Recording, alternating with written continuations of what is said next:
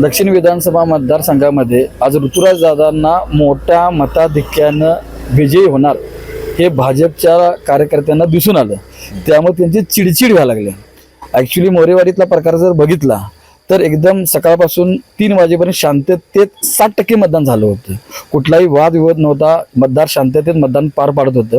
दरम्यानच्या काळात एका मतदार यादीमध्ये 213 मतदार यादी क्रमांकमध्ये की कोगळी गावाची 116 मतं आहेत असं त्यांचं मत होतं.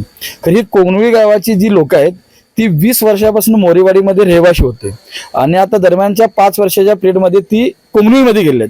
कोगणुळीची मतदार यादी बघितलं तर त्यामध्ये त्यांचं नाव नाही. त्यांचं नाव मोरेवाडीच्या मतदार यादीमध्ये आहे.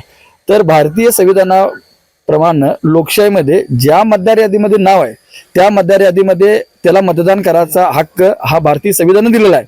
आणि तो हक्क ही भाजपचे कार्यकर्ते हिरावून पाहतात. यांना संविधानाला यांचा विरोधच आहे. या विरोधामुळे ती लोकांना मतदान करून देत नाहीत. ह्या मतदानची प्रक्रिया थांबवावी, पुढचं मतदान होऊ नये आणि मतदान बंद पडावं हीच त्यांची इच्छा आहे. आणि ही त्यांची इच्छा आम्ही हाणून पाडली. आम्ही कलेक्टर साहेबांना ह्या संदर्भात फोन केला. माननीय कलेक्टरांनी सुद्धा सांगितलं की जर एखाद्या व्यक्तीचं मतदार यादीमध्ये नाव असेल तर त्याला आपण मतदानापासून वंचित ठेवू शकत नाही. आणि त्यानंतर ही शांत झालीत. त्यांना ऋतुराज दादा ह्या दक्षिण विधानसभामध्ये 50,000 विजय होणार हे यांना बघवत नाही. कारण भाजपचा उमेदवार मागच्या वेळी आम्ही 42,000 पराभूत केलाय आणि शिवसेना ज्याच्या पाठीशी असते तो उमेदवार नेहमीच विजयी होतो.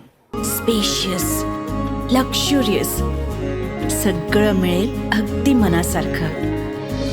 बटू बिल्डर्स यांचा नवीन गृहप्रकल्प गृहलक्ष्मी रचना